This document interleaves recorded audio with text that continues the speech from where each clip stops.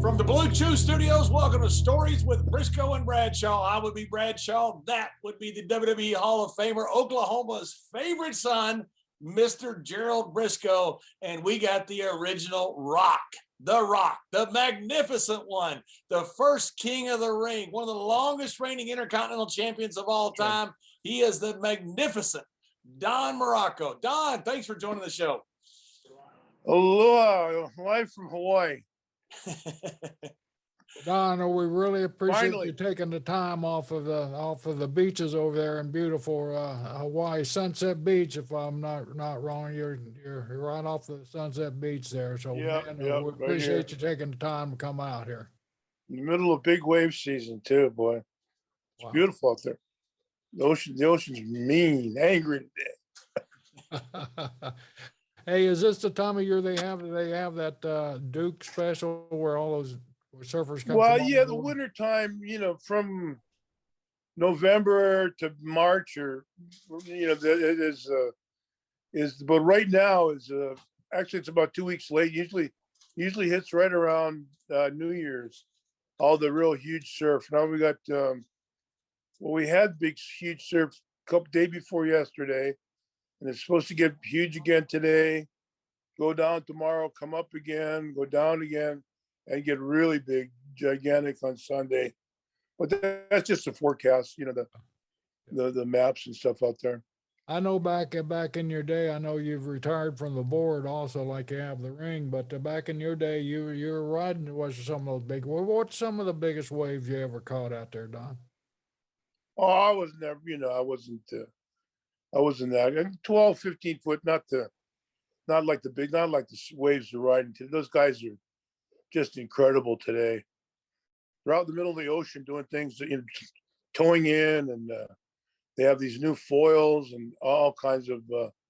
They just ran that Nazaré in Portugal the other day, and I saw some footage from there. And those waves, God, they had to be in the 80, 100-foot range. Wow. That bay, that canyon in Portugal. It's all on the Facebook and stuff. It's incredible how they can live. That's insane. Did you ever meet any of those guys like Hamilton or any of those guys like that, those big time surfers? What's in their mind? I mean, their mindset, they got to be insane to go out in the middle of the ocean and get up on those giant waves, man. Just a different type of athlete. I just now they're really really gone crazy. But I know I'm about 10, 15 years removed from knowing a bunch of the guys, from hanging around, knowing and some of the original guys that I went to school with, guys like Jeff Hackman and Jerry Lopez, original two surfing legends from 60s and 70s and on. So I knew, I was around grew up with a bunch of guys, big waves surfers and stuff. How much have the boards changed since you got in? Oh my God, just incredible.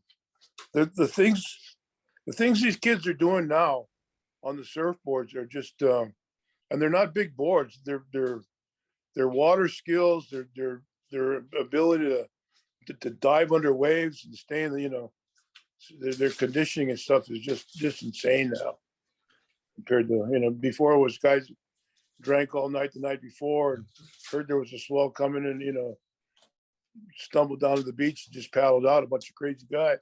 We talking about the surfers or the sounds like a boys? wrestler's life there. yeah. I didn't know if we're talking about the surfers or the boys. Yeah, I thought we changed subject here.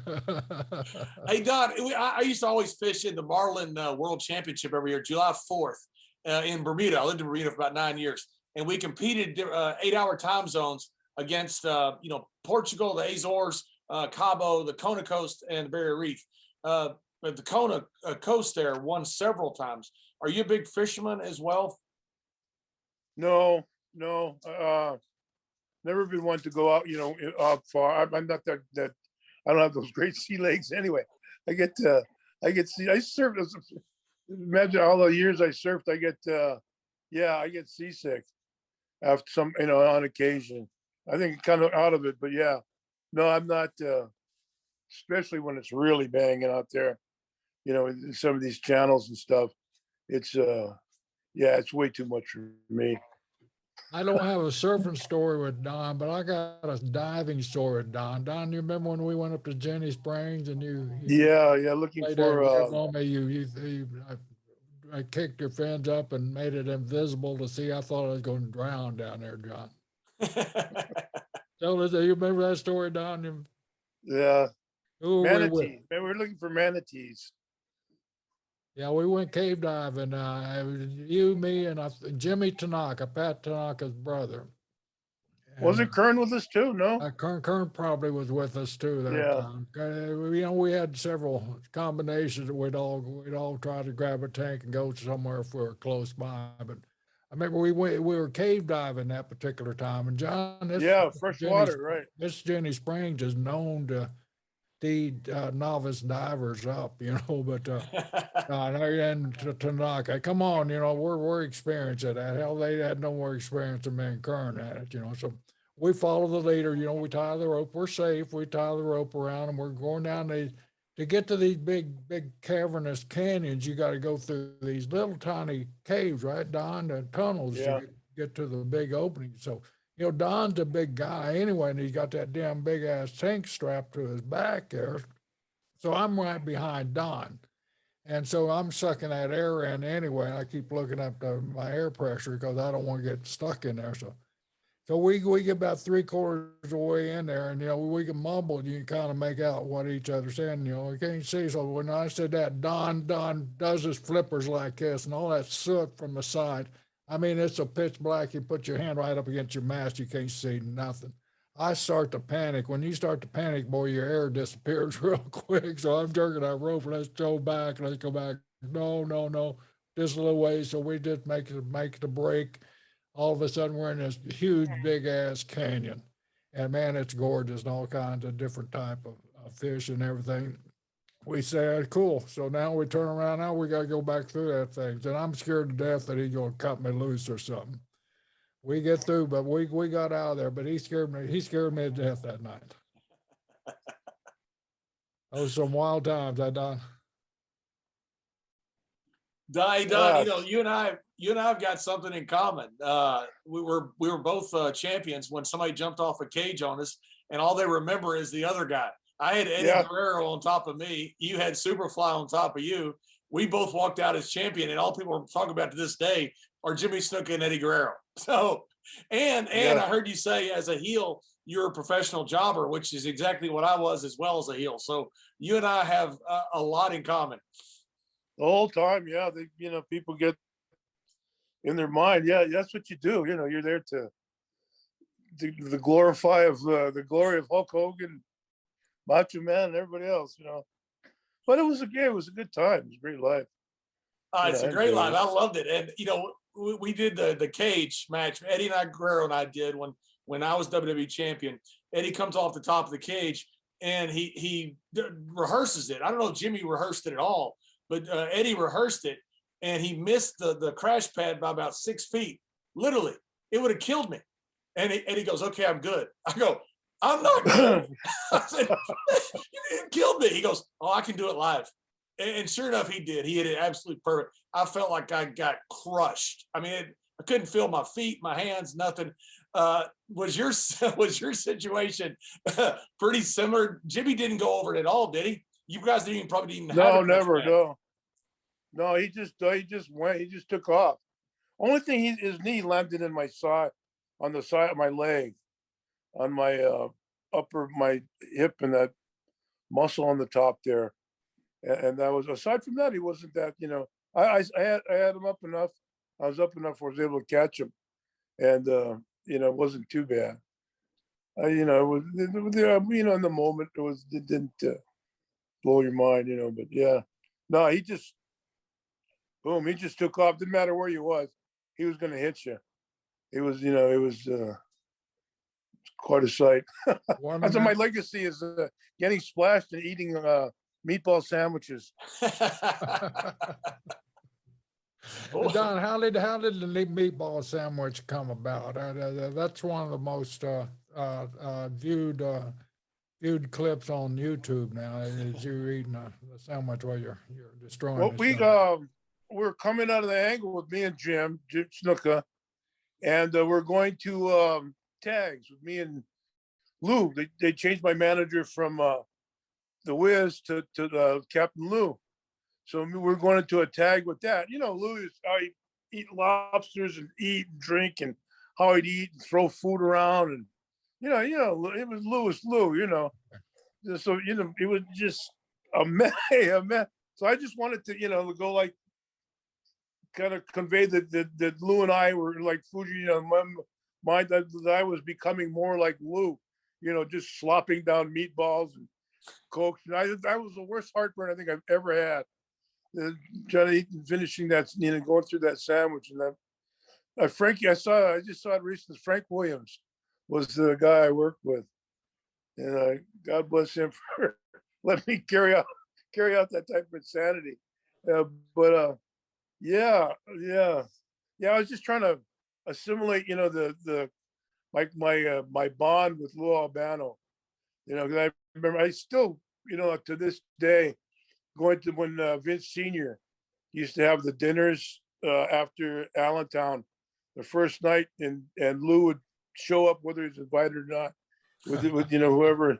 Lou would show up and right, the two or three vodkas, and then he'd order like the 3 lobster tails, and be with holding like Henry VIII with the roast beef, just dipping him in the bone, and he just eating him, and the vodka thing, and eating and holding the lobster tail, eating it. I'll never, those are pictures you never never lose. Set that up, Don. A lot of people don't know, recall what you're talking about. Vince Senior, after TVs and Allentown, would have big dinners at the hotel where all the guys were staying afterwards, right? Well, at his hotel, Yeah. And a few guys, few guys were invited. They call it what do they call? They call it the King's Table. King's Table. I don't know if Curtis came up with that name or not, but it ended up being the King's Table. I can't imagine how many times a king would get invited. Oh God. Don, Lou was in the garden one time. Legend has it that Vince went up to him and said, "Lou, it's the freaking garden. You told me you wouldn't be drinking." And Captain Lou says, "You can't smell vodka." Yeah, that was a Bobby Heenan. That was Bobby Heenan. That's the legend I got. Was by the time I got it was yeah. You can't smell Lou vodka. So he got Lou in the garden. He was doing something. He was so busy making blades. You couldn't get more than 5 feet with him without getting cut. Why did he make so many blades? Yeah, he was on the side. He was having a good time. Where did he carry them? He wouldn't use them. He ended up taking out that straight razor, and he'd stand there. We ended up with this. You go there, a straight razor, he had a pocket knife. He had everything on. It was just coming out. The rest of the time, he was a meek little mouse around the home and family. What's the story on the bobby pin? What was the story on the safety pin in the cheek with Captain Lou? He just started. He started cutting himself, and then he'd come back and he'd go, "Look," and he'd stick his tongue through his cheek. He was just, I guess he was from hanging around Curtis, or, feeling no pain or whatever. But yeah, and then he started putting those rubber bands in his cheek, and that's how Cindy Lauper was drawn to him. He was an amiable guy, real, intelligent man, and just, really interesting. But he's just, boy, if he got out on the run, boy, he was gone. How did you get along with all that rock and roll troupe there? I know you were pretty tight with Captain Lou there, but did all those guys kind of mix in Wolf's guys and Cindy's guys? How was that? How was the atmosphere backstage? They were kind of they were a little bit. They were close with Piper, and Piper was the TV. Piper. We always wanted the movies and the TV. So Piper was one. So I don't know what Vince had to do with Dave Wolf and stuff, but Piper was those guys a lot, and they were real respectful and nice. Cindy Lauper was nice. Cindy Lauper, Meatloaf, Dave. I think her boyfriend was Wolf at the time, and they're all real respectful, real thing. But they were off kind of on their own tangent, with the showbiz and other stuff like that. So but they never, they're always respectful, always real, good people, good to be around. Did you get the feeling that they thought they were helping wrestling, or did you get the feeling that there was vice versa, that wrestling was helping their career too?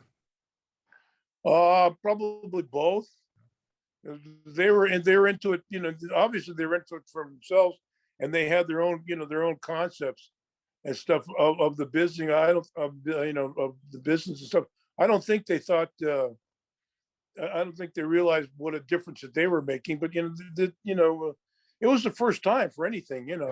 Don, you're saying you're right. It was the first time. You're old school like I am. The attitude of, I know, Piper didn't exactly like some of the guys coming in and infringing on our business, and us, breaking kayfabe, as the word is nowadays. How did you feel about that? Did you feel uncomfortable, opening up around the non-business people like that? Mr. T. Yeah, Mr. T. He loves his He mama. was okay. I got a big bonus. He gave me a big knee or a punch one night, and I was flipping over the rope or something. And then ended up with extra checks. He was okay. Most of he was hanging out. He went around with Hulk.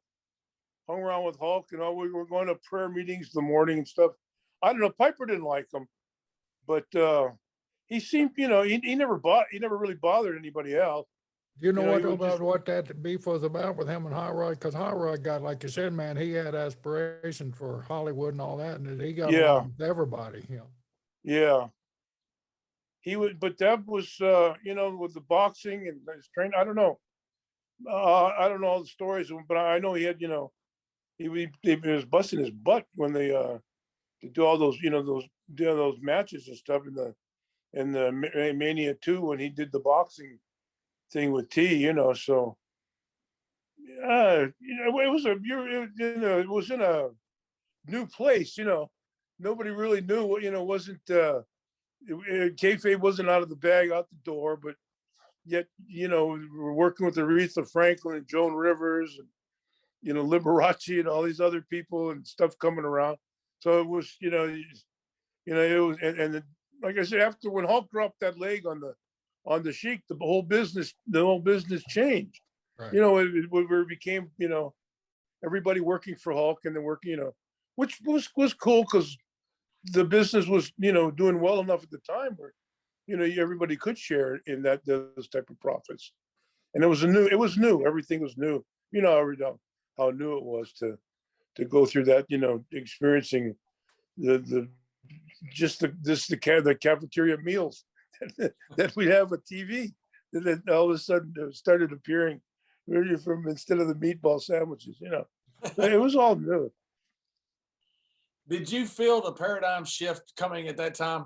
I mean, you'd gone from like what Mr. Brisco was talking about, from the territories, big kayfabe, to all of a sudden now you go to Hollywood, you go to rock and wrestling.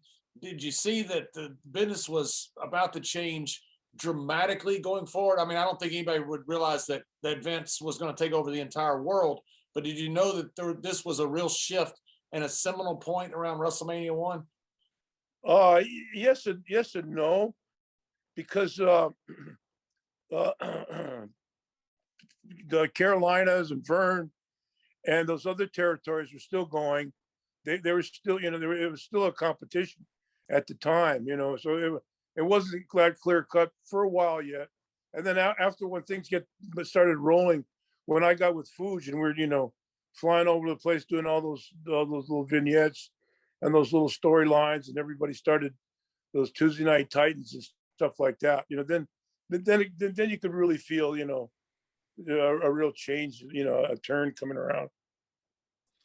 Don, you were born in Hawaii. Your parents, your dad was a serviceman, right? And your mom was a native Hawaiian or Japanese. Right.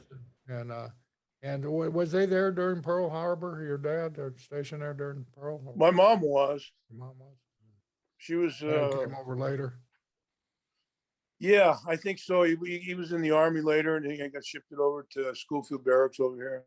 Yeah, Schofield. I wrestled. That was my first match in Hawaii at Schofield Barracks. So Yeah, yeah. Yeah, back way back a long time. Did your mom That ever was- talk about Pearl Harbor? No, just they were kids running around. I guess they used to have like a bombing practice or air raid practice with the airplane, because she lived out Waipahu, which is up towards that area, in Pearl Harbor area. So she thought that they didn't think much more than that it was the until later things started exploding, but didn't think it was more than one of the practices at first. And then the word came that they were being attacked. So they Got- must have got been a a little little- worried about it because they had plans in place and the kids were already used to bomb drills and stuff like that. So Right. Yeah. Yeah. I guess they were, dog fights and stuff outside over the harbor or something. I'm not sure, but I guess if they knew there were some type of artillery going off. So when you were coming up, you were playing. You were in high school. You were sort of a high school legendary football player on the islands there, I understand, and set several records that lasted for decades and decades. And you made the decision between football and wrestling, right? And of course, you chose wrestling, which we're glad you did. Yeah, I played. I was here and then didn't have the grades to get to a decent college. Went to JC for a while. Then after that, I just took some time, came back to go to the University of Hawaii and ended up just surfing, full time. And then the Lord Tally Ho got me in the business. Lord Lord Blair's a famous wrestler and promoter in the islands over it, who I worked for the first time I came over. But who were some of the guys that was Fuji around, and Curtis and any of that group around when you were breaking in the islands? Yeah, well, naturally Curtis was a big star. Curtis, Johnny Baran. I don't know if you remember Ripper Collins. Remember his name? And then Yes. see what Ed Francis had. He had Japan and Australia. We used to go to Australia for gym, and then Japan. I think they only had all Japan at the time. I don't think they had New Japan yet. And the guys would go on, 6-week tours and stuff, and they'd all stop back in Hawaii. Vern and Bruno and Carpentier, all these big names. So Ed would get them, he'd book them, and they'd use Hawaii as a tax write-off to stop for a trip, but as a business trip, and then continue. Then they'd work for Ed. So, go ahead. That's what I was able to do. I was able to stop in between and stay there for a couple. Ricky Hunter, the Gladiator, was really Yeah, good at that time there, and I palled up with Ricky and his wife, and they showed me around the islands there. But that was quite a group there. So that's where you got your first taste of our business, and then I always wondered, and I've known you so long, and how in the hell did an island boy like you end up in Stampede Wrestling, one of the coldest places in the world? A great place to learn, but man, I can't. The culture change that was. I just went in there. I just went in and out. I was in and out just to switch the put the strap on Davy Boy. I went to Vancouver. I started in Vancouver, British Columbia, for Kovacs and Kaninsky, because Kovacs and Stu Hart and Tally Ho were all good friends from the New York territory back in the day of the 50s or whenever, early days. So Stu, Kovacs, and so Tally Ho had a house in Waikiki, a little place in Waikiki where the kids stayed, and it was like a little surf shack there. And Kovacs was over. He said, "Well, you want this guy want to be a wrestler? He wrestled in this high school and stuff." And this, oh yeah, next, a few weeks later, I was on a plane to Vancouver. Didn't know nothing.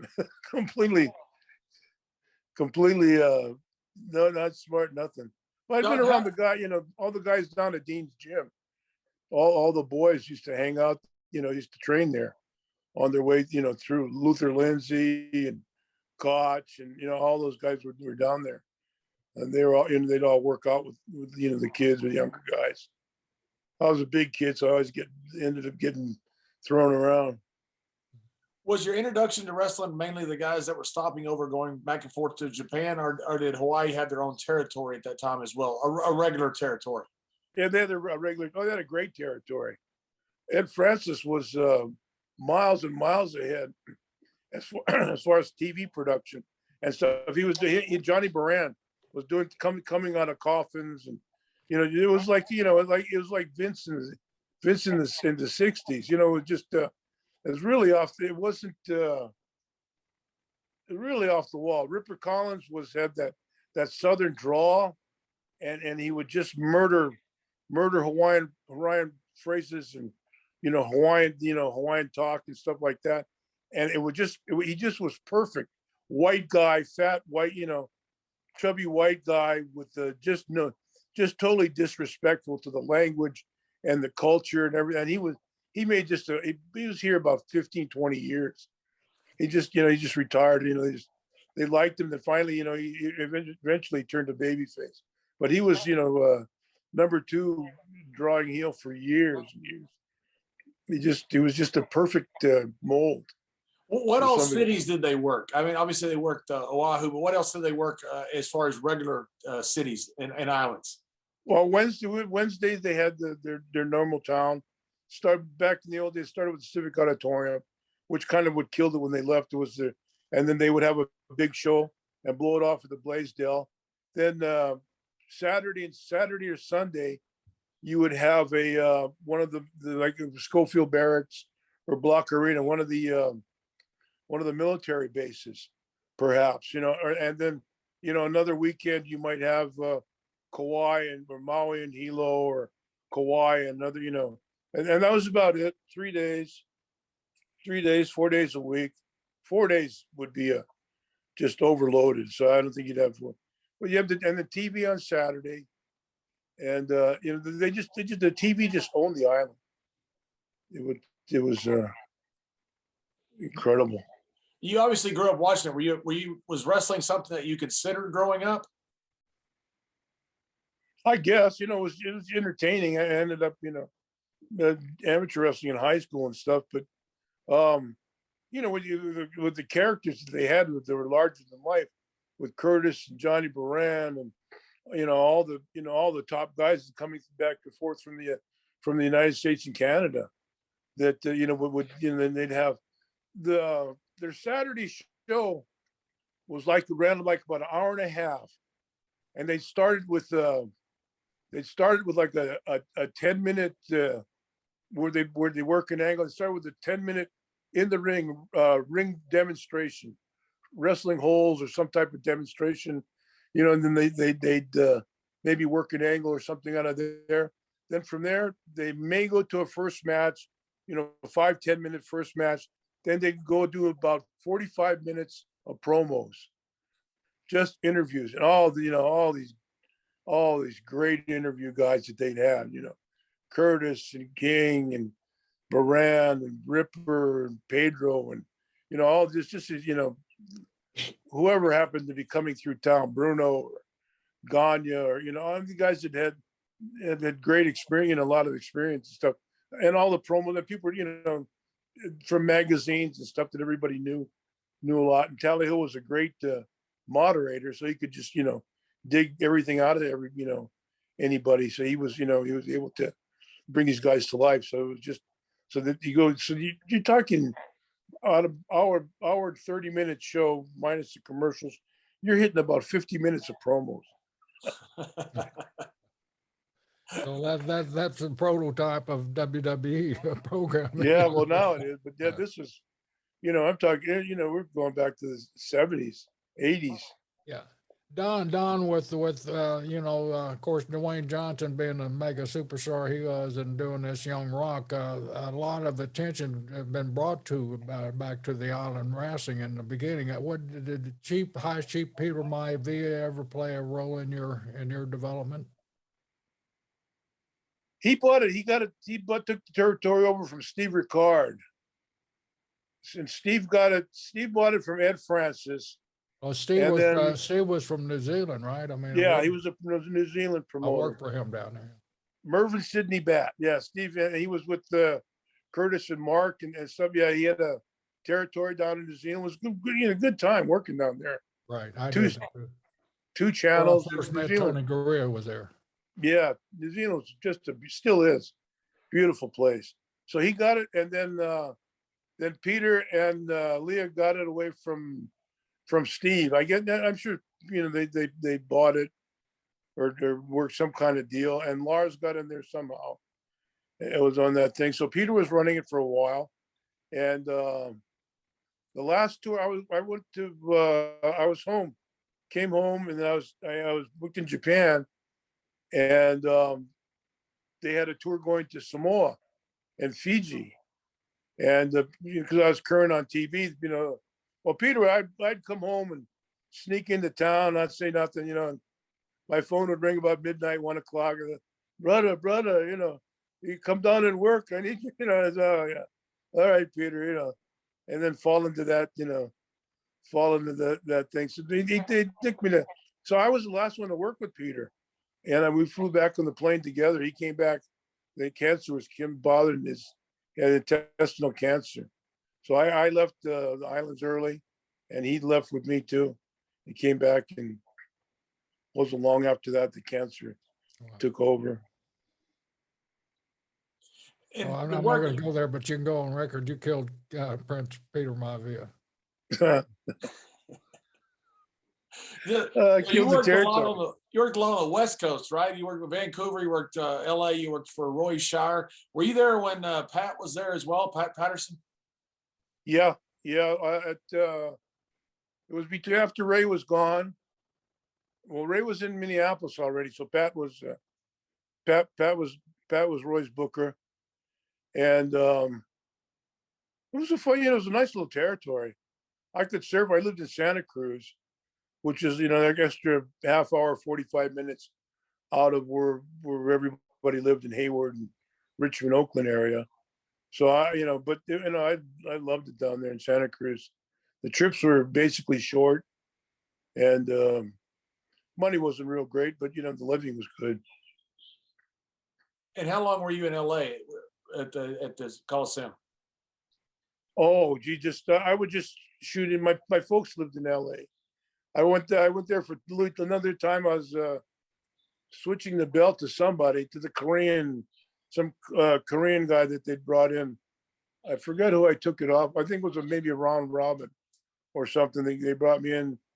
I stopped over, so they're using me to switch the belt to a Korean assassin or whoever it was that Louis Tillett was booking. I know Jerry remembers Louis, but Louis had gone to LA and taken over the book. I think from or was it before or after Ernesto and those guys? I'm not sure. He was from Garibaldi, wasn't there? Garibaldi, yeah. Yeah, that's what I thought. Yeah. Yeah. John and I have talked about this a couple of times, and you probably verified or disputed or add a lot to it because you were there. Did you notice a real competition between Northern California wrestling and Southern California wrestling? There was quite a bit of difference in the two there. Was there pretty big competition between the two sides? How do you mean competition? Not really. Roy wouldn't go past Fresno, and LaBelle wouldn't go north of Bakersfield, pretty much. And then Roy worked out from San Francisco out to Sacramento and Reno. And I think we were into the Vegas, as a matter of fact. Roy was doing Vegas too. And Mike LaBelle was just pretty much around the LA area, down to San Bernardino, San Diego, San Bernardino, up to Bakersfield, East LA. And he owned his own, they owned that Olympic and had all those LaBelle's on the Olympic. Yeah. Eileen Eaton. They had all their boxers from Tijuana, Mexico, coming up, and they were paying this. So they had they had the weekly TV show. I think they paid them for it, or just before pay TV, but they were making commercial. The weekly TV show. Then they'd have a weekly house show there. I think they had 2 boxing cards a week as well, and then the roller derby. So they were running that building right in downtown LA. Yeah, They're going crazy. That Olympic is a building I always wanted to work in. You know, around the country, there's certain buildings that, you know, kind of, you know, you say the name of them, you think professional wrestling. The Olympic was one of those buildings that I missed out working on. And John got to work in another one, and then him and Guerrero had one of the most classic match up in the Cow Palace in San Francisco. But those were special venues. Yeah, yeah. The old Tiger Nelson. You have Tiger Nelson in the shower. He'd come and guys would tip him a couple bucks, you know. And he was old. God, I guess he worked in the 40s and 50s or long. He's an old. Tally Ho knew him and stuff. Tiger, and he'd come in with the bottle of alcohol. Look, let me rub your back. Let me watch your back here. And then he'd have the alcohol. He'd turn around. I'm gonna give you a blow job. And he'd spray alcohol. He'd spray alcohol over it. He was a character. And then the old Olympic Auditorium, that was a classic place. And in Vancouver, you were there with a young Andre the Giant, right? Right. How was Yeah, Andre then? I mean, when you see pictures, you know, a lot of people remember Andre from, say, WrestleMania 3, you know, and that was not the same Andre, you know, that wrestled Hansen back in '81 in that classic match in Japan. And, you know, the young Andre was a terrific athlete. That's the Andre that you met there in Vancouver, right? Yeah, I was breaking in and he was breaking in. He came, Don Leo Jonathan lived in Vancouver there. So, and he was the only guy big enough, I guess, at the time, and they thought, and agile enough to work with Andre in Montreal. So they were ironing some stuff out, and he came over. He was over in Vancouver, and they're working. He worked there, you know. And Mosca had come from Hamilton, and you know, there are a few guys from Canada that come down. Andre was, he was a totally different guy. Happy, you know, for like he was most of the, you know, for you know, good long portion of his time in the business. Towards the end, he was miserable and he was hurting, yeah. But at those days, he was, you know, a completely different guy. Didn't speak English. Well, it was no, you know, wasn't real good. But that Gilles Poisson, Pierre Legrand was there, and a couple other French Canadians. So he made a contact with those guys. Andre later became kind of like Undertaker during the, say, the '90s and 2000s. You know, kind of the guy. You know, and I don't mean the guys just in the ring. He was the guy in the ring, just like Undertaker was, but also the guy that carried all the respect. You know, they called him the boss. What was he like when he first met him? Did he have that charisma about him when he walked in a room that everybody knew this is going to be the guy, or did you just think this is a great big guy who may or may not make it? No, he was pretty cool. You know, he would, like I said, he didn't speak any English, so you know, he didn't. You know, he wasn't out to make any waves or anything, but he was, you know, accommodating, and you know, the little English that he did know, he was funny. He would make jokes. You know, we didn't. I didn't go on any pub adventures with him in those days, but I imagine he was as legendary in those days as he was later. Did his work was his work as a semi big guy, just a big tall guy? How did his work compare to some of like a Don Leo Johnson? Well, he gave a lot more. He gave a lot more than He didn't know any better. He was selling a lot more than he was at the end. He didn't know then that when he called a spot, he didn't have to do it. Like an arm drag, or over, or you know, or you know, or some kind of movement, little. You know, he wasn't no Carpentier, that's for sure. But you know, little rope action, you know, the little small kind of bump action. Most of the time, not selling. You know, they got him after a while. You know, take the tackle, don't sell, or anything. But you know, there would the, you know, of course, Don Leo and him. You know, Don Leo was a 6'6", 325 pounder too, but he looked small compared to Andre. But Don Leo was a hell of a worker. Right. Big, you know, one of the great big men. One of the great, especially of his day. But you don't even matter with Don Leo. You don't have great big workers. He was just a great worker. Yeah, yeah, yeah. From one of the, from back then, he would go. You could see him at six mans, and because he worked Vancouver and stuff, and he'd go out and he'd do the selling. And, why is he selling?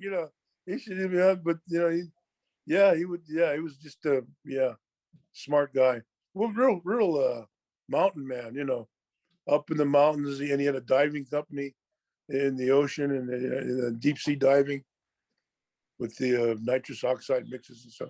Yeah, wasn't he a welder, underwater welder too, or something like that? Yeah, yeah. That's what He and what's the name?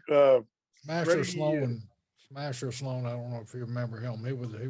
He worked for Don Leal doing that. Freddie Barron. Is that the same as Freddie Barron? Right, Freddie Barron. Then it's Smasher Sloan, a guy from here around here. Same guy? Oh no, different guys. Different guy, yeah. Oh, there was another guy. Yeah, Freddie but Barron, they all worked together doing that at one time. Yeah, yeah. Down, yeah, ice cold water. Yeah. Freezing water. They got Not a mountain fun. man right now in the WWE from Canada named Brock Lesnar. Yeah. And he just pretty much owns whatever mountain he wants to call his now at this point. It's kind of the same thing. He looks like a mountain guy. He looks like whatever he wants to look like. Yeah. So you left Vancouver. Is that when you went to Vern or did you come down to Florida at that time? No, not yet. I went back to LA first just for Christmas. My folks are still in LA. And they booked me with Tolis on TV. And Tolis got me over real good. So asked me to stay there for a couple months.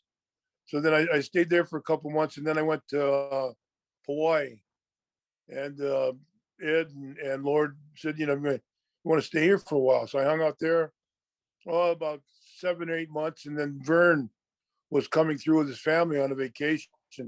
I think he was there to solidify the Billy Robinson deal. It was Billy needed a visa and papers and stuff to get into Minneapolis to work there. So I guess Vern was getting him his papers, and Tally-Ho was getting his papers and stuff in Hawaii, and so they closed that deal with Billy going to Minneapolis, AWA, for Vern and stuff, and Curtis and Lewin conveniently were running tours to Australia at the time for Jim. And that was the same time. It was in the early 70s, early 70s. So they offered me $800 a week US, which was great, in 70, 71. That was fantastic money. So I got, but Tally-Ho knew better. He didn't want me to go with Curtis and Markey. So he got me, they threw me in on the Robinson deal. I got picked up. They took me. I worked with Fuge. They put me with Fuge in a 20-minute Broadway. Opened the card, and Fuge. Fuge was a hell of a worker. Just like local guy. Is that when you first hooked up with Fuji at that time? Oh no, Fuge was one of the guys from Dean's Gym. Fuge was down there. Fuge was big time. He was, he was selling aluminum siding. He always had the big cars. The Cadillacs. Was he always the big personality, the big yeah like Schofield when he Schofield was probably a 25 minute trip from Waikiki, so he would do the old Baron Leone thing. He'd get my car, load up, and drive all back and forth across the island, buy lunch, then bring the cooler. Okay, come on, food. Buy all the beer, but the case of beer, and Chinese food and everything else. Okay, get the poo-poo for the ride home with the beer. We got another 8-hour trip going back to I didn't tell them 8-hour, but load up all the coolers and the food and everything else. Have the matches, get in the car. 20 minutes later, drop them off at the hotel and take off. And the old Anton Leon, oh God! You guys had a pretty tough crew. You guys had a pretty tough crew up in Minnesota. You had Mad Dog, you had Mulligan, you had Billy Robinson. I mean, you guys had a really lot of the guys weren't tough everywhere else, but just some really tough guys up there in Minnesota. Harley, Lars, Larry Henning. Yeah, there's a lot of yeah. Great with all those guys were great helpers with work. You're learning. I was just learning how to work. Just got in the business less than a year, and they're all more than helpful. As far as trying to grow in the business and learn, what was going on. That's a Was great Renee Goulet environment to there? be around.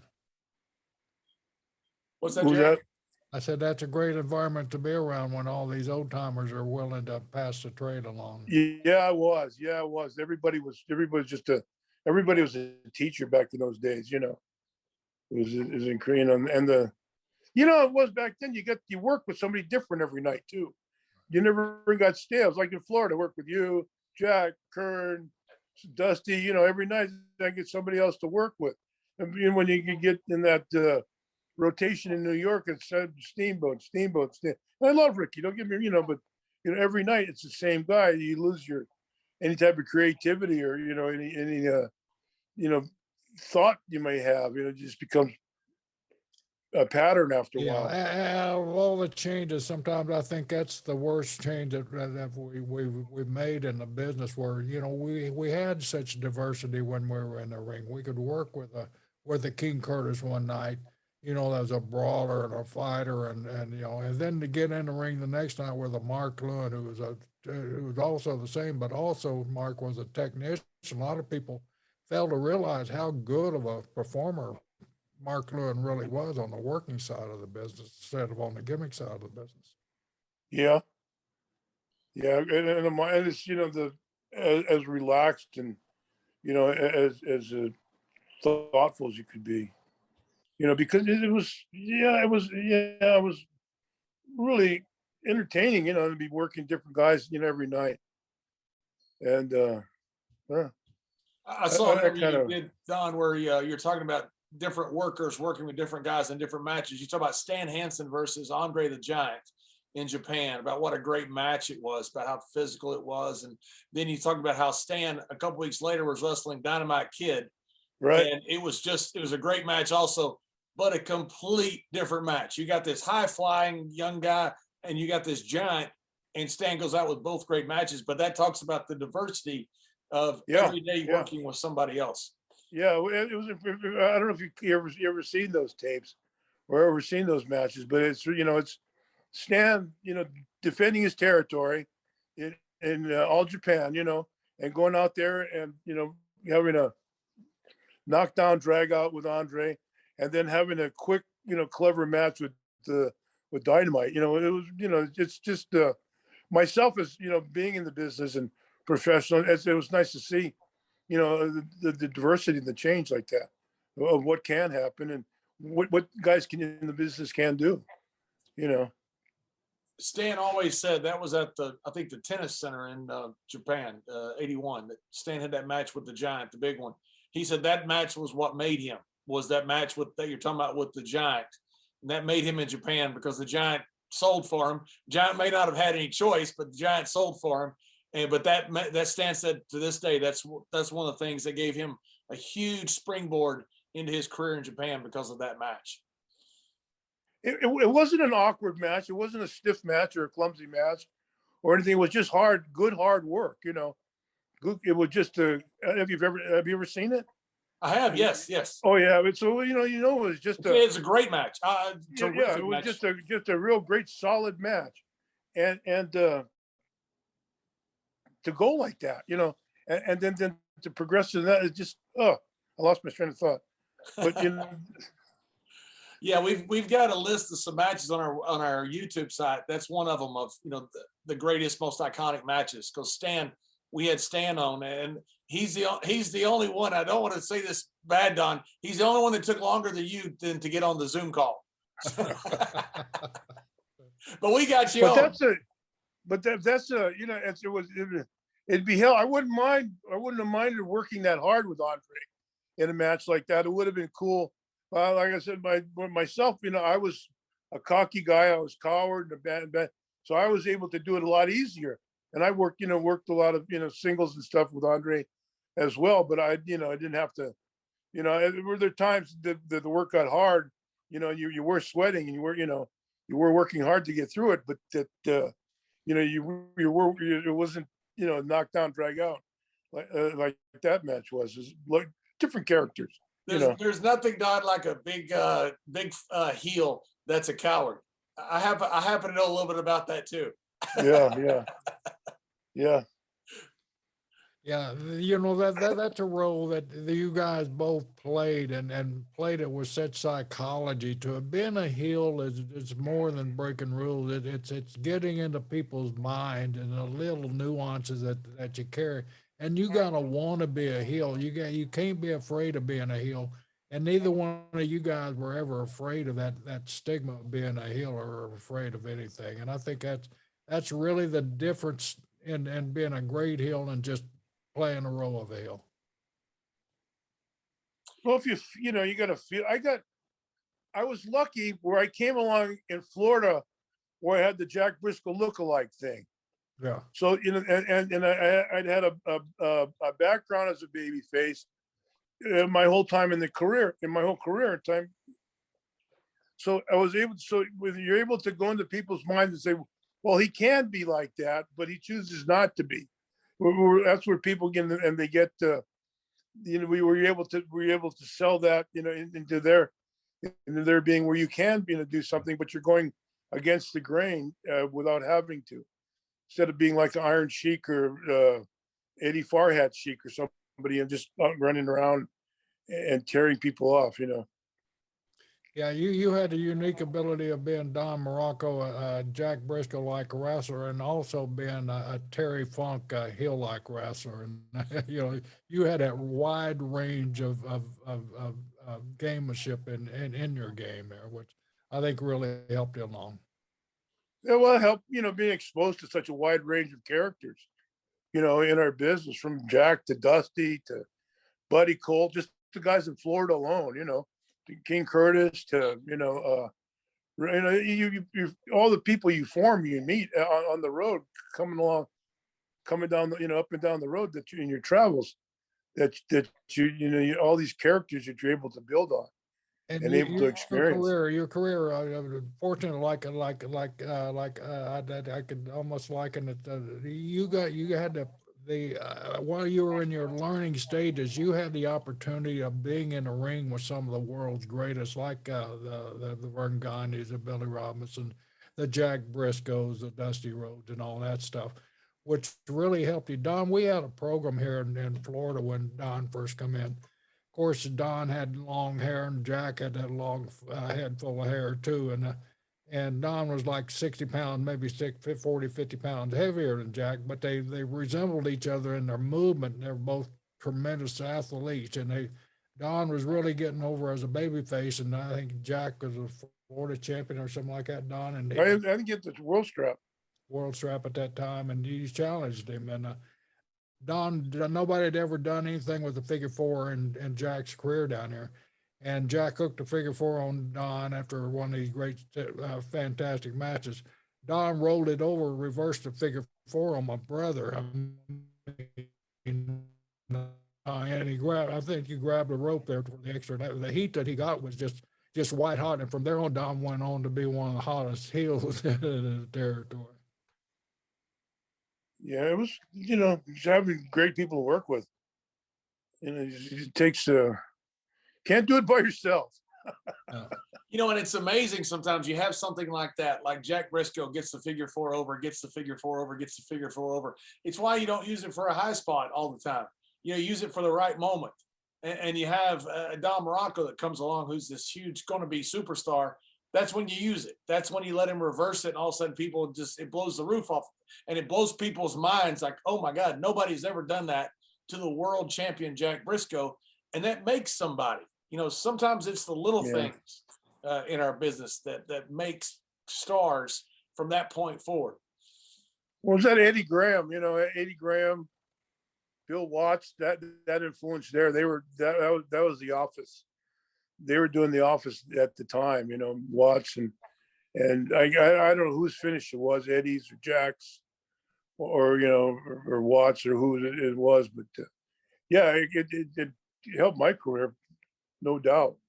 The psychology of the business in those days was our business was built on psychology of taking people to a certain place and then boom, just throwing the wall down in front of them. And a great heels is the people that can pull that off. And you were still fairly new in the business, but you were able to make that transition from one of the hottest baby faces in Florida to being one of the most despised heels in the state of Florida.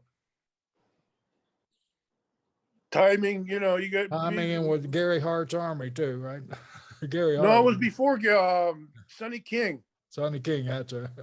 Sonny King was running it, and then Sonny left, and then we had that great crew. I always remember me and Curtis, Hattori, and Joe LeDuc. I remember you when we would go to Jacksonville, and we'd have all the potluck food. You and Jack would sneak by the window, and we'd pass you guys. Yeah. We'd hand you guys plates of food. And there was no better place to eat than at Butler Aviation where we were at. Even Joe LeDuc he brought a whole crock pot with him, making Canadian roast. Yeah, even flying, John, we had to maintain kayfabe. They have their own plane and their own. They had, all the island boys would cook something up. So of course, all of us other guys would be over there begging at the Hills window, feed us, please. And that was the finest restaurant in the town. I tell you, man. When we used to kayfabe in Europe, the heel bus is always the best bus by far. There's no doubt about it. That's the one you rode on, Jerry, because you're a heel no matter what people say you are. And Undertaker would always kayfabe and sneak on the heel bus, no matter whether he's a heel or babyface, because he didn't want to be with the baby faces. The heels were always the more fun group. Yeah, that's true. So Don, you left here and kind of comical circumstances were it wasn't the greatest split here, but you left here one night. Dusty Rhodes was having a concert, correct? Oh boy, you told the story a million times. You want to tell the truth? No. Oh, we'll go. And it had to deal with I spent a week in Georgia with my first wife. And she just gone through a miscarriage. Yeah. It's just that postpartum thing drove me absolutely crazy.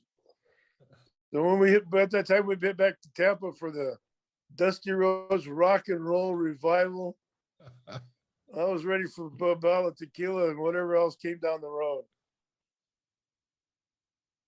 Good God. And we got so what happened, Jerry? You gotta fill us in here. We're missing some details. Oh, that Don was being primed for A+ run with the American Dream, and that Don can tell you the dream had just turned, and Don, there was never anything like it right in our business when Dusty Rhodes turned from heel to babyface, and people just bought it hook, line, and sinker. Correct? I mean, he was over. You remember that? And so Dusty fancied himself as a rock and roll singer. I could say he'd get up on stage and he'd holler a tune with Willie Nelson. Willie'd run him off stage and all this stuff. So Dusty gets a bright idea he's going to put on a concert.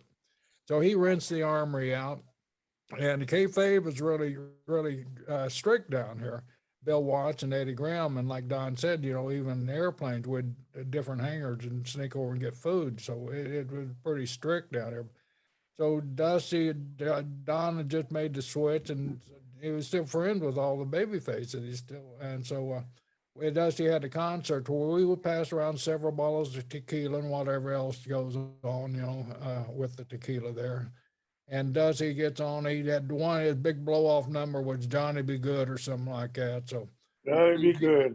Yeah, he busts out of that, and then see Don's getting itching to go up there and sing Johnny Be Good now. So he busted on the stage, and I think it was Killer Carl Cox or somebody looked at Eddie and said, "Boy, he's gone." And Eddie said, "You got that right." Sure is, yeah. Don was gone. Well, it didn't take long. down the road to Fritz. Down the road to Fritz. And they wouldn't let me go to gym. So who got Don gone? Was it Dusty? No, Don got Don gone. Yeah. Don screwed Don. I was pounding on the amplifiers. I had a hell of a time. They tell me. Yeah, we had tequila that night, that's for sure. No. That was a fun time. But then you ended up, it worked out good for you. You ended up in New York and with a great run up there, right? Yeah. After you had to go pay your penance in Dallas for Fritz. that was a quick one. Yeah. I was with Angelo Mosca. I was there with Mosca and Scott Casey, a few of Doug Gilbert, some old timers. Yeah. This is Freebird, Free Von Erich days. So business wasn't what it was, John. When the boys weren't even working yet. How was business in Dallas? Lousy. Not too, you work around all week and then just hope you did some business in Houston on Friday. There were a few shows, Austin maybe, or San Antonio if they had a guy from over the border coming in there, a strong lucha libre guy. But it was just so. Yeah, for some reason, I guess Fritz was just laying back on it, waiting for his sons to get old enough to get in the business, I guess. Because Fritz, evidently he was the champion and the claw and everything else. I guess he seemed like he was bored or tired or disinterested, and they just kept the business going until the boys were old enough to step in and take over, I guess. David wasn't far away at that time, I don't think. Yeah, that's when it ended up exploding in Dallas, became a really hot territory. It was when the boys came in and rejuvenated the place. So you went to Penance to go to Fritz, and then how did you end up in New York from there? Oh, I went back to Atlanta for a while, San Francisco, Australia. How the hell did I end up there? It was a full heel run I had, I think, in Florida that I finished there. And then they were kind of turning to smaller heels. They weren't using it was like that those big guys, Stasiak or, the one shot things with Bruno, and they were they're kind of changing their pattern there, because I had all my TV time, my 8 to 10 weeks on TV. And then I started the Garden with Martel, and I started somewhere else with Pedro and taking the Intercontinental. So I didn't get to the Garden with Bob till later on in my first run there. And so I had a lot of good garden shots and a lot of good shots at that time. So it was kind of transitioning at the time. How was the Garden at that time? Because you had all the incredible run with San Martino, where the Garden was sold out all the time. Then it went through a little bit of a swell down, right, until WrestleMania. Was the Garden still selling out at that point? Yeah, it was still solid, still good business. There might have been pockets that were open, but by and large, it was it seemed like it was sold out. There was always a good card, aside from the Bob, the champion, whoever the champion was, and the heel he had. There was a tag team belts. Then there was an Angle, Patterson and Slaughter, or Intercontinental. They always had 3 or 4 big angles, like a Chic show in Detroit or something. There 3 or 4 titles, 3 or 4 angles. There was a big momentum swing in those big shows. That I heard the business was down in that point, but when I was there, it seemed like to be always all those big shows were basically full. Was it your first Intercontinental run? You're with Jimmy Snuka? No. Second run. So was Jimmy there already at that time when you got up to New York? And that was for Vince Senior, right? No, he wasn't there yet. He was still in Charlotte. He was in Charlotte. I think he was a heel with Ray. And then I left, and he came in. He had his heel run with Bob, and he dove off the top of the cage but missed. And then, but he was turning. Then Lou and Ray Stevens turned on Jimmy somehow. So that was his first babyface turn with Lou and Ray. I don't remember what they did, but it was Lou and Ray. And then they milked it out a little bit. They drew it out where they stuck Rocky Johnson in there as a 3-month, 4-month diversion for the Intercontinental title because they were waiting for Snuka to take it. They stuck Rocky, and so I had a good 4-month one run with Rocky, and then before Snuka came back, me and Snuka hooked up for that the Intercontinental thing. Do you find it kind of amazing and hard to believe that so many years later, people still talk about Snuka's dive off the cage?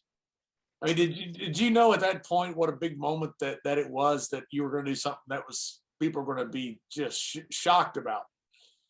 No, of course not. No, well, I was working with him every night. I was used to see him, doing spectacular things in that cage. You never assumed that it would go to to the heights where it's been. And I think it was pretty much Jimmy's character, his charisma that was able to carry it like that. Way he dove and stuff like that. Don, was that Jimmy's first dive from a cage in the Garden, or had you guys done that from a cage elsewhere in house shows? We hadn't done it before, but he was in his title match with Bob. I guess they blew it off his third show with Bob. He dove off the cage and missed, and Bob was able to crawl out of the cage. I know he dove off the top and missed, but I imagine that's how Bob got out. I was crawling out of the cage. So that was his first. Whether he'd come off the top before, I have no idea.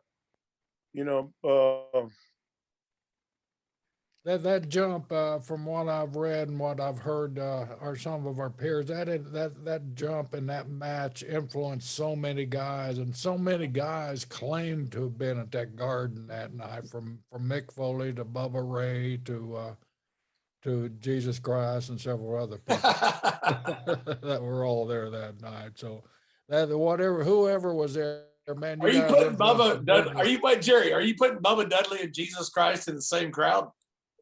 Don't tell Bubba I said that, please. I love Bubba, But I hear they hang out together a lot. So. I knew Bubba had important friends. I didn't know it that big. High places. But you're right. Everybody claims to have been there. Foley and Bubba apparently were there. I don't know if Jesus Christ was, but it's funny how everybody. Oh, I was there that night. You see USA next too? That's right. USA had picked up those Garden shows.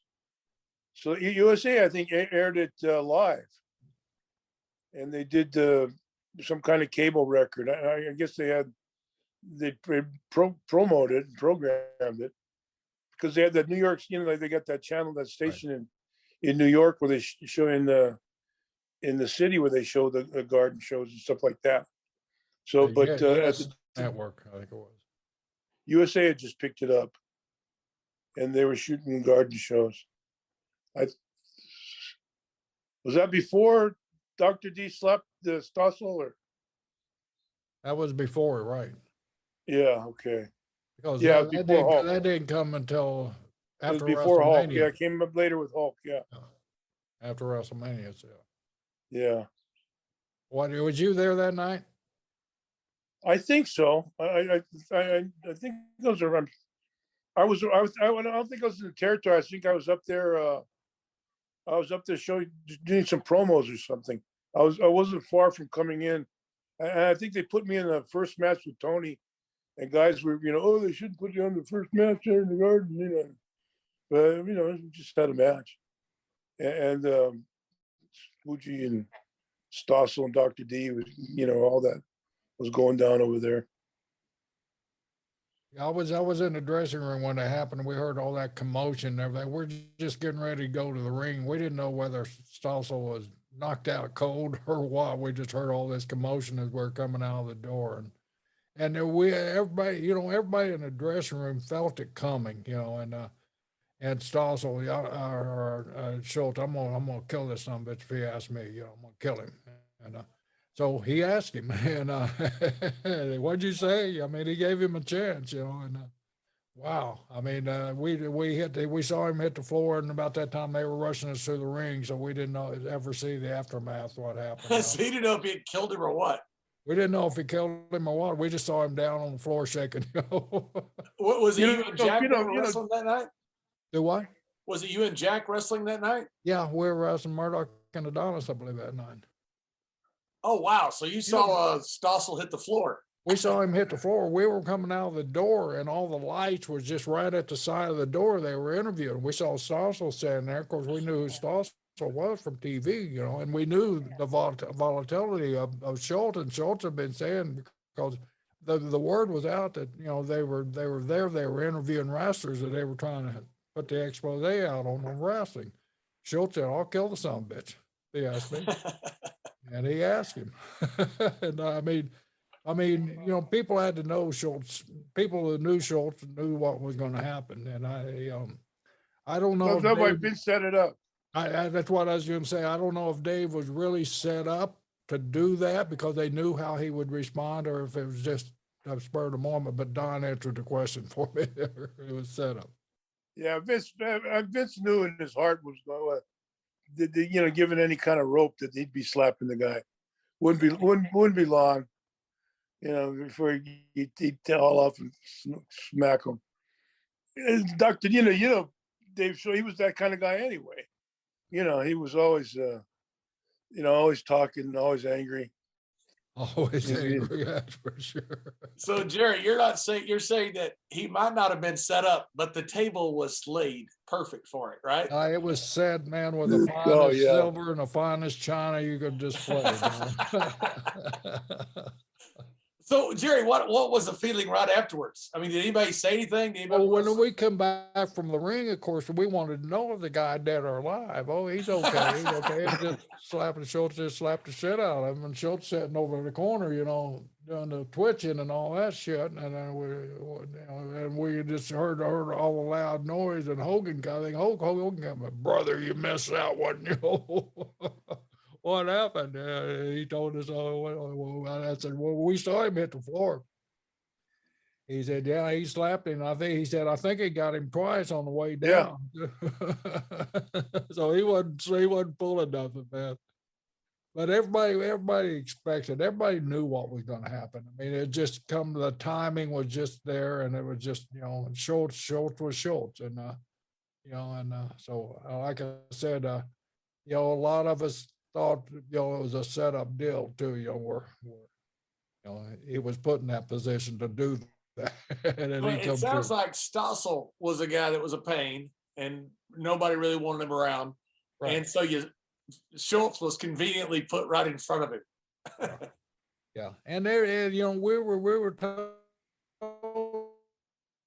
on some piercing questions. I mean, Stossel didn't really say who he wanted to interview, and because he was just basically getting guys that are popping out of the dressing room at the right time and everything. And those guys in those days, those guys would come with attitudes too, though. Yeah. They would come and like nowadays people are more respectful, more respectful, more. In those days they're trying to make an ass out of you. Well, Stossel was there to get something sensational, and and he got it. Boy. He did. So, Jerry, you think that maybe it might be you, because you were in Kuwait when Vader slapped the reporter too. I just happen to have that influence on people, John, for some reason. So I bring out anger in guys. I mean, I brought out anger in you all over the country of Germany and South Africa. You sure did. You've been bringing out anger in me And I for brought about out 30 anger years. in Don Morocco in Florida, Georgia, and the Carolinas, and all over the damn United States, traveling with WWE for like 2 or 3 months. Don But was the reason, John, that Jack quit in the business there. oh, I was just going to tell that story. Oh John my Morocco goodness. drove my brother out of the business. That's terrible. I was just going to tell that we got back. We're on a red-eye flight. It's a funny story. We're on a red-eye flight back to Newark. We got back to Newark. I don't know if you know but the parking lots. You don't know what the hell is like. 10 degrees, snow, wet, all horrible. We're going up and down all over the parking lots, freezing, looking for cars, and couldn't find it. This is 5, 6 o'clock, and the sun just came up. So we're walking, looking for cars. And all of a sudden, here, I'm out of here. That's it. I quit. I'm out of here. Sure enough, Jack was gone. And that's the day Jack quit the business.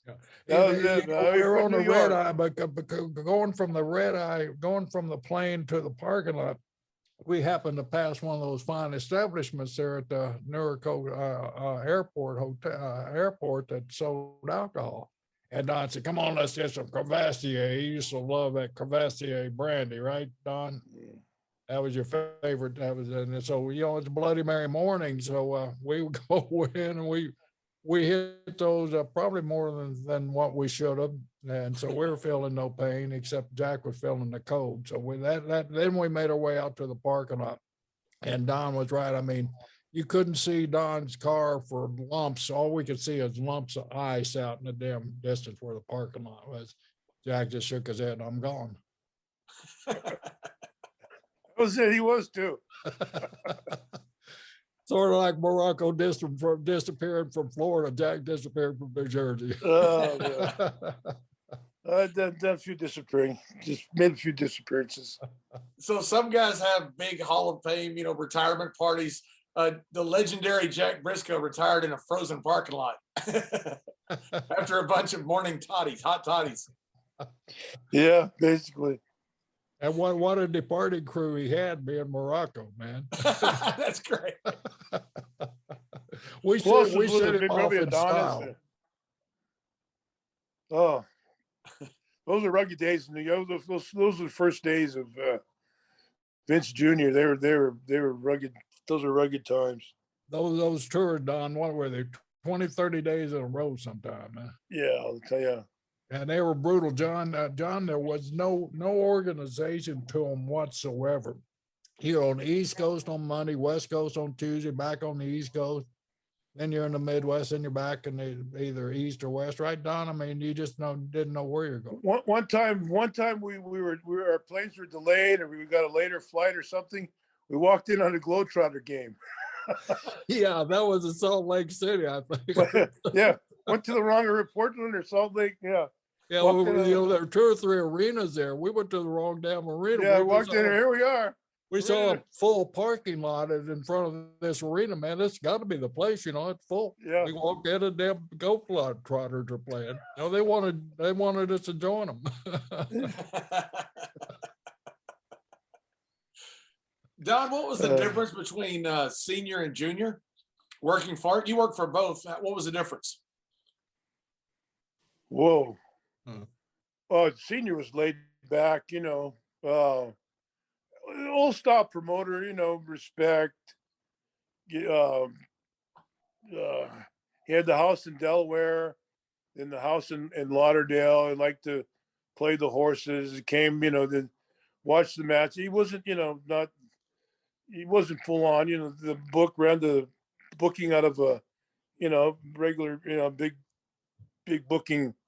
booking sheet and stuff, booking, had a lot of the, the Philadelphias and the Pittsburghs and the big shows that booked, and then the agents and stuff would fill in the, all the spot shows, whatever they could get, who they get in Jersey and who gets shots in Pennsylvania or New York or whatever, smaller towns. And then when Vince came, it was just insane, marketing, commercials, TV, interviews, go. you really didn't have time to think, to complain. You know, you're moving so fast, you know, and doing all kinds of, you know, Fuji and I were doing all those skits and stuff and doing all kinds of, you know, you're doing all kinds of stuff not related to wrestling. So you kind of had your mind, you know, pushed off to the side where you're, you know, you're kind of fooling yourself that you actually were a star. You know, I'm doing soap operas and, you know, all kinds of crap. Don, you mentioned Fuji and stuff with Fuji. That Fuji Vice is one of the most entertaining things that WWE, WWF ever put on TV. How scripted were those things, or did you and Fuji, were you guys given leeway to just kind of go? I had a script. And usually, you know, the people I was with, Fuji didn't have a script. If he did, he took it to the drugstore. Yeah. Because Fuji could, you know, withstand the test of time, the taste of time. But you know, Fuji would just, you know, he could just murder English, like, you know, like nobody's business. And he would remember the guy Nelson. He worked out of Baltimore. Yeah, he did the Nelson. He did. They said, well, we don't give. So we had a basic script that we followed, but you know, and Fuji had, you know, lines, but you know, if he ran with them, they just let him go. You know, and I had, you know, usually had, what's her name, Mula, my love interest, or, you know, so, and then I got into the monologue. Just, you know, the premise behind all those things was the worse the better, and for that we were worse. You know, we lived up to all that. you lived up to expectation, too. But that, man, they were entertaining. Fuji was so much fun to be around. I mean, you know, even the young people that listen out there, they've heard Fuji and they've heard the reputation of Fuji. Can you give us any real first-hand story that's kind of family friendly that we can share on this show? Or not family friendly, either one. Oh my God. I can't think of too many family friendly. You can tell us whatever.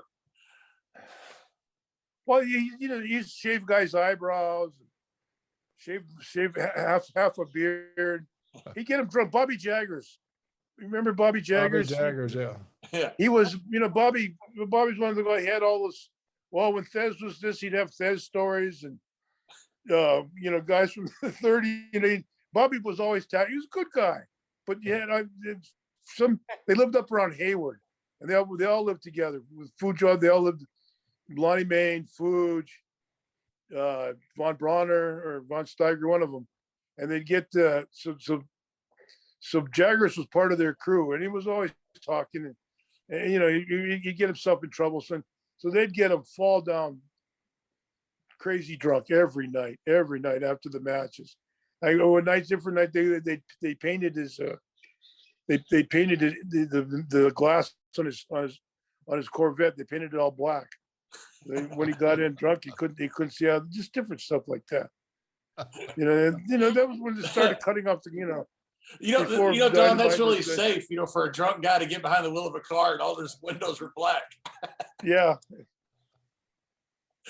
He drove and crashed the car. Yeah, the Jaggers, they did all kinds of stuff to him. They're always getting mad, beating him up, and you know, having I don't know. I got in a business full of tall tales, Bobby Jagger stands at the top of tall tales.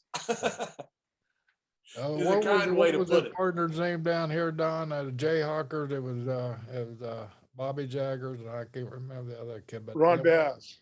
Who? Yep. Bass? Yeah, he was one of them. Yeah, man, what a team they were, though. They were dynamic together. Yeah, they're good looking, big guy, you know, good sized guys. And talker, and that personality like crazy, it's just oozing with personality all the time. Yeah, yeah.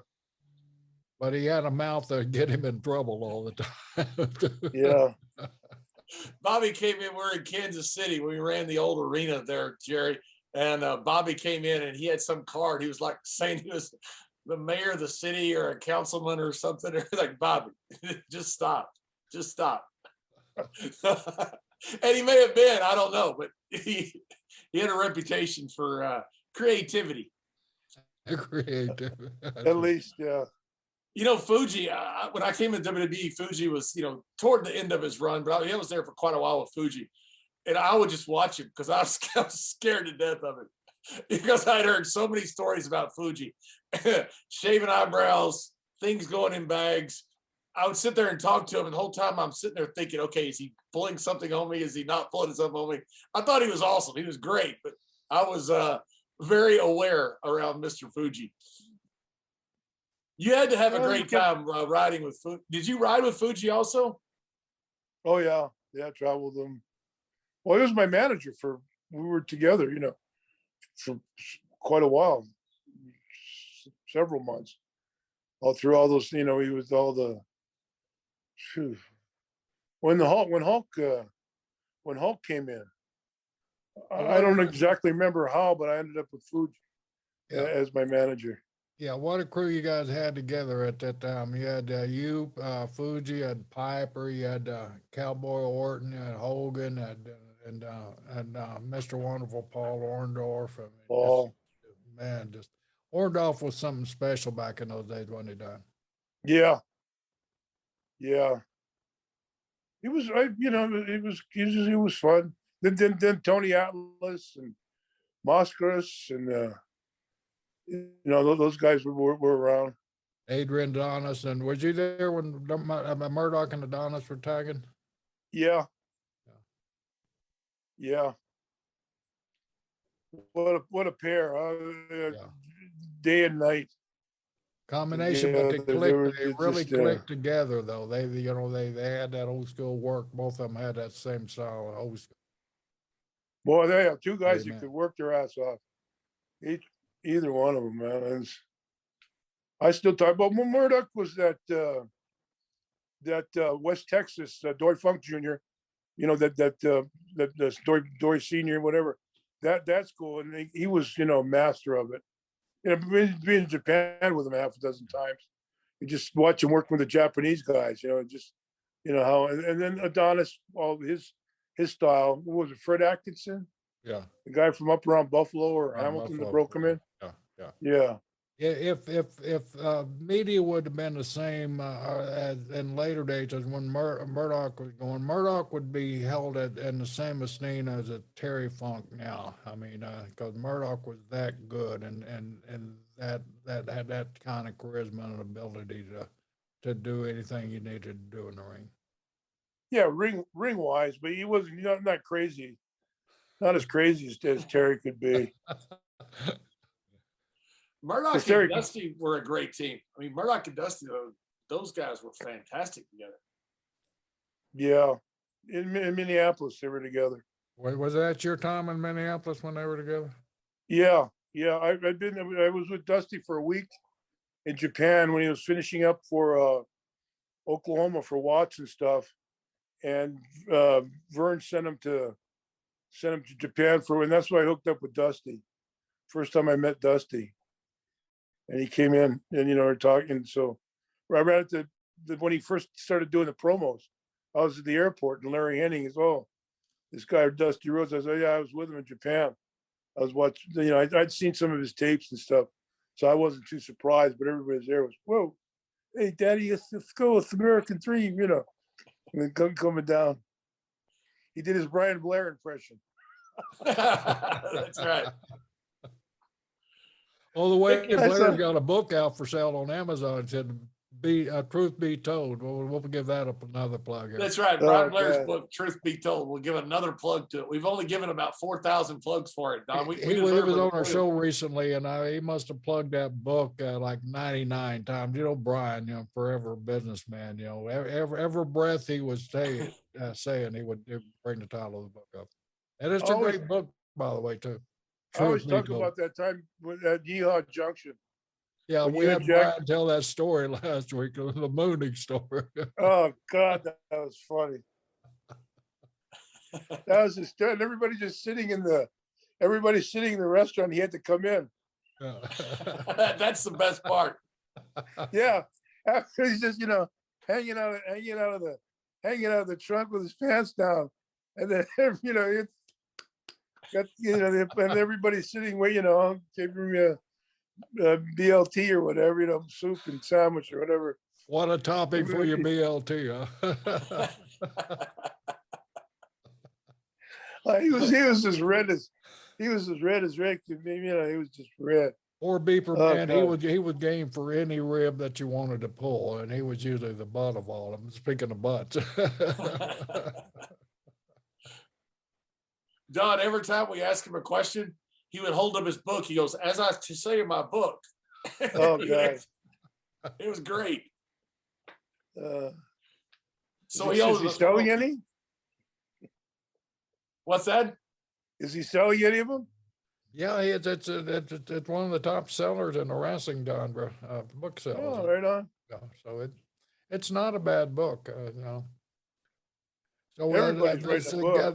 the guy that's doing it is getting ready to write one on Butch and Luke, which should be very interesting. Oh, yeah. Yeah, Luke is coming back over from New Zealand to Florida here real soon. I didn't know he went to New Zealand. Yeah. Oh, yeah. Which one did? One of them's in New Zealand. I don't know which one. Might be the other one. Butch. Oh, maybe that's Butch. Yeah, one of them's in New Zealand. Teddy Williams. Whichever one is in New Zealand's coming. Who's the one living in Clearwater? Yeah, one of them's living in Clearwater. I don't know which one. Don't put the Teddy. pressure on me, Don. Come on now. That's Teddy. That's Teddy Williams. Yeah, he's That's, coming too. He'll be there Luke. too. Yeah, That's Luke, yeah. plus others. There's so damn many. One of them, there were the bushwhackers, there were the sheep herders, there were Butch and Luke. I mean, you don't know which one's coming. Yeah, no, Butch was. They when I did the tour in New Zealand with them, we lost the TV. He lost the TV. Yeah, we ran two tours in New Zealand. I think it was with. Oh no, they were in the second one. We went to all the big outdoor venues and stuff, and did well. And then they backed the third one. And some woman was going around. In those days they're going, "Oh, don't do the wrestling holes; they'll hurt the kids," and all that stuff on TV. So the TV was pulled from New Zealand television, and the tour just died. We had the Viking Borga Ludwig Borga. Yeah, he was down there, and he was a classic. And so I remember the last day with the Dynamite, Johnny Smith, and he was driving the van or racing the vans. I was out of my mind with these guys. So we pulled out, and Guerrero was giving somebody a hard time. The Borga. I said, the races, and he pulled out, and he went to go like on American or an American land, and he ran head on to the smallest little truck you've ever seen in your life. This old couple ran head on into him. Smashed the hell out of him. Last day of the tour. Oh God. Don, are you still doing your podcast, Making Waves?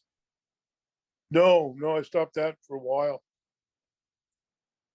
I was gonna do it, and then the guy from England called me, and he wanted to start it. My wife, I gave all these to my wife and daughter when we went into COVID, to start all the pictures and the doll, whatever they sell online. Because my wife got laid off, and she wasn't, she was just at home doing nothing. So I looked at everybody start that, so I started that podcast there. Then another one came up, and I was going to do the other one, but the Making Waves guy didn't want me to do anything else. And I said, "Yeah, it's just advertising. It doesn't matter. It's not even for me." But then I just broke off from there. But I have another one on YouTube. Don Muraco's Magnificent Podcast or some Magnificent something. I don't know. The guy from England puts it together. That's all the recent releases I have. going out around now. That Yeah, guy's you really got good. you got some fantastic clips out there. People should take a look at them. Yeah. Sorry, What's the guy's name from England that you do the stuff with? James Romero. Yeah, he's the one that you've done like the wrestling shoot interviews stuff Yeah, with, right? yeah. He He's did really a book good. on The Rock. He did a book on Owen Hart. Seems to be pretty well, a lot of facts stuff, because I don't, remember times and dates and stuff. And he's boom, boom, he's right there. He brings them all up. So he's pretty good. Yeah, he's got a great style about him. He's not Yeah. doesn't seek Yeah. dirt. I really enjoy listening to the guy. He's really good at what he does. Yeah, he doesn't try to take over the show. He just, he just lays the questions and stuff and comments out. He takes them, and we have a pretty smooth interaction. Yeah, it is. It's really good. I enjoyed it. I was watching a lot of it, getting ready for this interview today to do more history look up on you. Yeah. That's the reason we started our podcast was COVID. We just were bored. Yeah.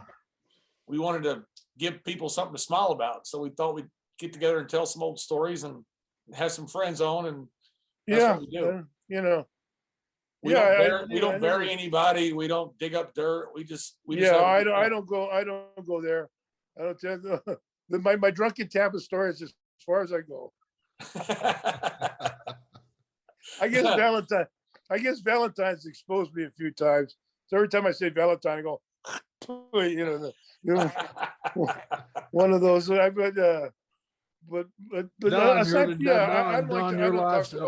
Your life's an open book, Don. I mean, Valentine exposed you, and there's nothing out there that we don't already know. Oh, if only. Is he still down there in Tampa? Yeah, he's over in Clearwater, I think. Yeah. We was trying to get him on that podcast.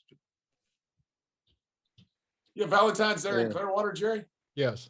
Greg? The turtle. The turtle, yeah. Yeah. I got to wrestle Greg, which was a great thrill. As far Crockett was running Texas or something, and somebody they didn't promote in Waco. So the Heart of Texas Arena seats thousands of people. And the promoter got mad at Crockett and didn't even put it up on the billboard outside. So 47 people showed up, but it was a bought show. So Crockett says, we're going to run a full hour and a half. So I go out there with Greg Valentine, who's this great worker. I thought this is easy. We're in the last match. And thought this is easy. Johnny Valentine showed up to watch Greg. I've been in easier car wrecks. Oh my God. Oh, and Greg, there's 47 people here. He goes, and my dad. Oh, you're killing me. Oh my God. You're killing me. But you only had one speed anyway, though, so it might have been a little heavy, but there's one speed. That's right. It was the same speed. It was just very heavy. Every punch was just an inch longer, just enough to really hurt. Very heavy. And in Carolina is when Piper and Valentine was doing that dog collar match when they first brought that out. I had a night off. I had a Saturday or Sunday night off. I can't remember which night it was, but I remember Crockett giving me a call.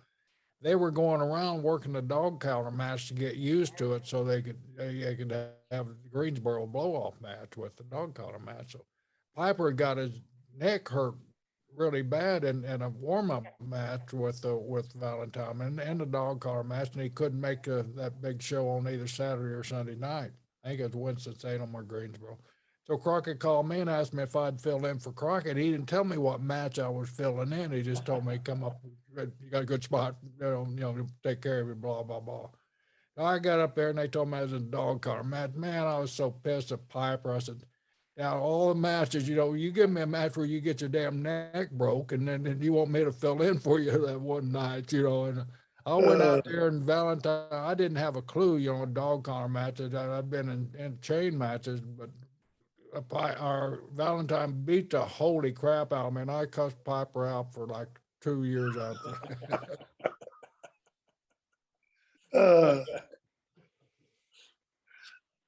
Well, Don, I can't thank you enough for coming on our show. I mean, when Jerry told me that we were going to get the Rock, the Magnificent Muraco on, I was so thrilled to get you on and talk to you, because I've been such a big fan of everything you've done your whole career. And like I say, we have a lot in common. We both got landed on in a cage, and There you go. we're both professional jobbers. There you go. Funny how the Don. heels never win.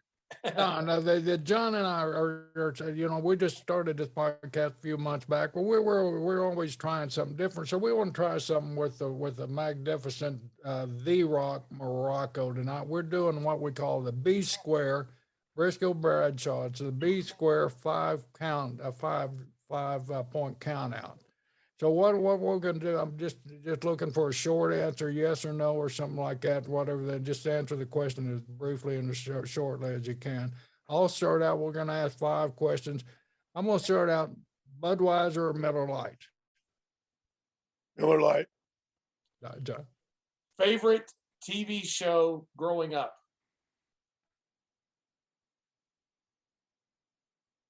50th State Wrestling. All right. Very good. Beef jerky or popcorn? Wow. Buttered or plain? Buttered. Oh boy, popcorn. The Garden or the Coliseum? Garden. I'm going to think of a number, 1, 2, or 3. What number I'm thinking of? 3. No. Congratulations, Don. You just won the 5-count B Square 5-count bump. Wait a minute. All right.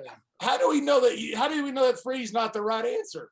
Because I said it wasn't. I wasn't thinking about 3, John. I was thinking That's some about 2. Oklahoma bullshit, right? Hey, he won. He won. You know give him the no matter what prize. you said, it wasn't going to be the right answer.